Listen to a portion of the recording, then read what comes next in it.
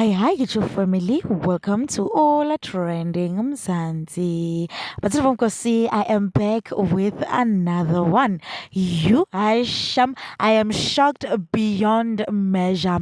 But of see, right after Musa Kaula allegedly exposed Lerato Ngumalo's husband, Lerato Ngumalo posted on her Instagram page stating that she is going to sue every person or blogger that was posting about her and her husband for the past 24 hours. Ayike sazama ukudigesta leyo weza nenguLerato Nxumalo, and then she shared a conversation from a person, and the person is complaining that he is receiving friend requests and inbox from women in South Africa, and this it is ruining his business and also having a major impact on his family.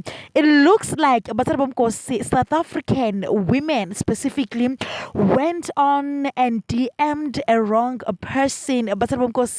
I don't know why they were doing that, but Lerato Nxumalo exposed all of them.